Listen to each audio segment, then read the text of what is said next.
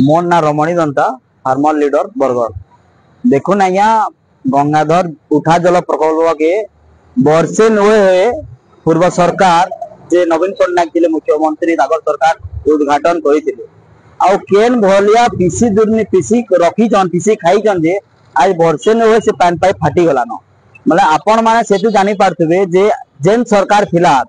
आगो जेन सरकार थिला बीजेडी सरकार से सरकार चाषी के मारवार लगी सबु बेले तार प्रयास थिला चिंता थिला इतार तार ज्वलंत उदाहरण देखुन पाइप केना फाटी जाइए वर्षे नुए जदि पाइप फाटी गला न आउ चाषी जदि पैन ना पाइबार के तानो दुखर कथा खाना